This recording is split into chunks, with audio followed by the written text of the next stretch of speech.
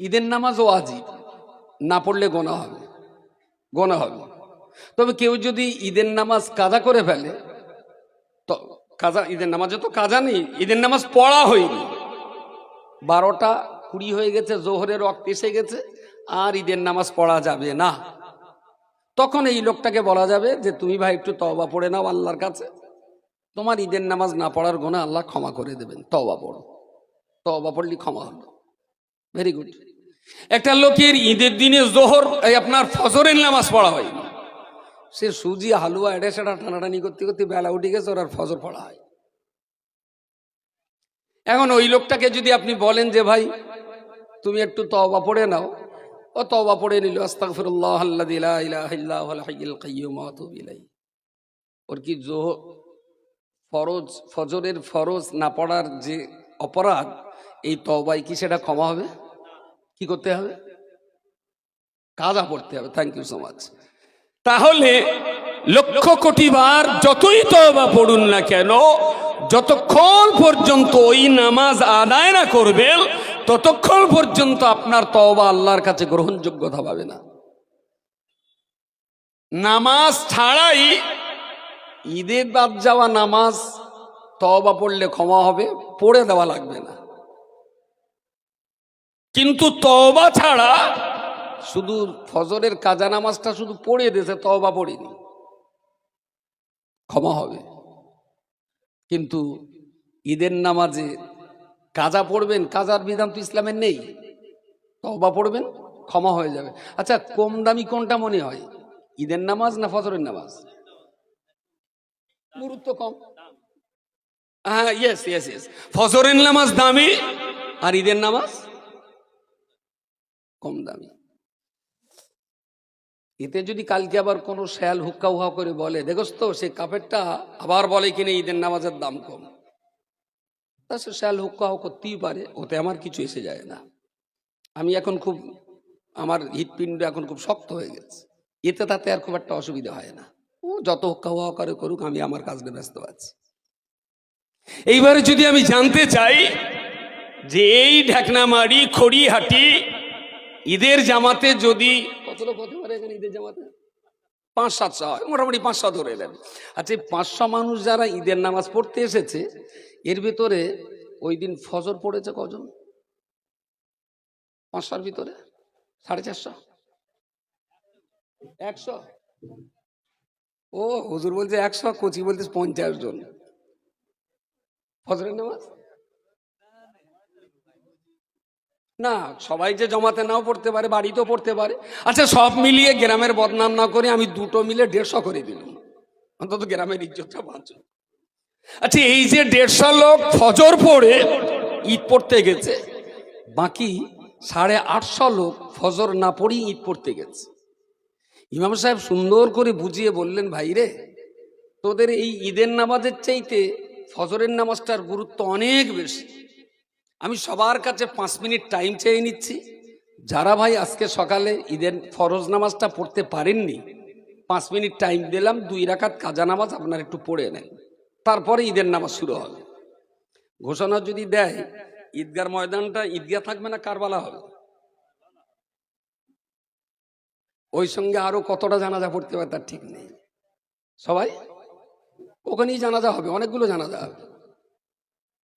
আমার গা নামাজ হোক না হোক, তোমার দেখতে বলেছে গেড়া, তোমার নামাজ পড়ার কথা পড়িয়ে দাও, ঈদ আগে পড়িয়ে দাও। আচ্ছা, ফজর বাদ দিয়ে যারা ঈদ নিয়ে যত্ন রাখে, ঈদ নিয়ে বাড়াবাড়ি করে, এরা কি ইসলামটা ঠিক পেয়েছে বলে মনে হয়? ইসলামটা ঠিক পাইনি। Very good. এই দুটোই হোক, এবার বেশি বললে আমার আবার টাইমই কুলবে না। হ্যাঁ,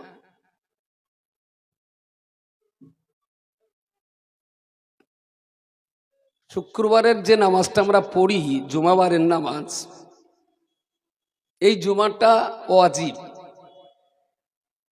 ওয়াজিব। তবে জুমা হলো মুসলিমদের আঞ্চলিক একটা অধিবেশন, আঞ্চলিক অধিবেশন। বহু মানুষ রয়েছেন তারা 5 ওয়াক্ত নামাজ পড়েন না, সপ্তাহে একদিন করে বোধহয় ভান্ডারে টাকা তুলতে যায়, রেশনের মালটা একটু তুলে আনলে সপ্তাহে একদিন। তবু আমি এবার বলবো যে জুমাটা না পড়লে ওর কাজা জোহর পড়তে হবে। 5 ওয়াক্তের ভিতরে ওটা একটা। সেই জন্য বলছি জানাজা আর জোহর, জানাজা বাদ দিলেও দেওয়া যেতে পারে, জুমাটা ঠিক এইরকম না যে বাদ দিলেও দেওয়া যেতে পারে। সারাদিনে 4 ওয়াক্ত পড়িনি, 1 ওয়াক্ত পড়েছে, এটাও কিন্তু বলা যেতে পারে অন্তত একটা ওয়াক্ত তার আদায় হয়েছে। যারা মোটে পড়েন না, জুমা পড়েন, আমি তাদেরকে বলছি রাগ করে যেন জুমাটা বাদ দেবেন না। 5টার ভিতরে অন্তত একটা তো হোক। আজকে ছাই দেবে, কালকে মাটি দেবে, পরশুদিন হয়তো টাকাও দিতে পারি ভিখারির, সুতরাং যা দিচ্ছিস ভাই ওটাও দে, আমি এটা বারণ করব না। কিন্তু ঈদ আর জানাজার ক্ষেত্রে এটা তো আমি বলতেই পারি, যেটার চাইতে ওইটার গুরুত্ব অনেক বেশি। যেটার গুরুত্ব বেশি তুমি ভাই সেটাকে গুরুত্ব না দিয়ে যেটার গুরুত্ব কম তুমি সেইটা নিয়ে এত টানাটানি করছো। এটা তো আমার নবী পাকের দেওয়া ইসলাম নয়, এটা তো আল্লাহর তৈরি করা ইসলাম, তো এটা বলে না। 3 নম্বর আর একটা বলে শেষ করে দিই, কারণ সেজদায় অন্তত 3 বার পড়তে হয়, 3টে দেই, বাকিগুলো পরে হবে। আচ্ছা, মশলাটা একটু চটপট বলে না। ঈদের দিন সকালে গোসল করাটা ফরজ না ওয়াজিব? ঈদের দিন যে আমরা গোসল করি সকালে, ফরজ না ওয়াজিব? একটু জোরে বলে। ওয়াজিব। দারুণ বলেছেন। আর কারো কিছু বলার? পক্ষের বিপক্ষে বলতেই পারেন, ওয়াজিব। মশলাটা ভুল হয়েছে। ঈদের দিনের গোসলটা ওয়াজিব নয়, তবে আমরা যেভাবে পালন করি আমাদের পালন করাটা কিন্তু প্রমাণ করে দেয় যেটা ওয়াজিব। হাঁপের রুগী 70 বছরের বুড়ো কিসে কিসে মরে যাচ্ছে, তবুও বৌমারা পানি গরম করে তারা সেদ্ধ করবে। ঈদের দিন বলে কথা, ওর গোসল করাতেই হবে, গোসল না করালে হবে না। ঈদের দিনের গোসলটা সুন্নাতে গায়ের মুআক্কাদা, ওই গোসল করলে সওয়াব পাবে। যদি বিনা গোসলে কেউ ঈদের নামাজ পড়তে যায় তার একটাও গোনা হবে না, একটাও। পৃথিবীর কোনো মুফতির হিম্মত নেই যে একটা গোনার ফতোয়া দেবে, কারণ ইসলামে নেই তো। ফতোয়া দেবে কেন? কেউ ফতোয়া দেবে না। তবে গোসল করলে সওয়াব বেশি পাবে। যদি গোসল না করে ঈদে যায়, ঈদের কোনো ক্ষতি হবে না, গোসলের দরুন সওয়াবটা সে পাবে না। ওকে। এখন পৌষ মাসে যখন 7 ডিগ্রি 8 ডিগ্রি তাপমাত্রা, 7-8 ডিগ্রি তাপমাত্রা পুকুরের পানিতে দেখা যাচ্ছে, যেন ভাবড়ে না, এত পরিমাণ ঠান্ডা। এই এত ঠান্ডাতেও যারা ঈদের দিন সকালে সুন্নতে গায়ের মুআক্কাদার গোসল আদায় করে, রাত 1:30টার সময় যে গোসলটা ফরজ হয় ওটা কি সুন্নতে গায়ের মুআক্কাদা? ওটা কি জ্যৈষ্ঠ মাসেও করে? আর কথা বলা যায়নি।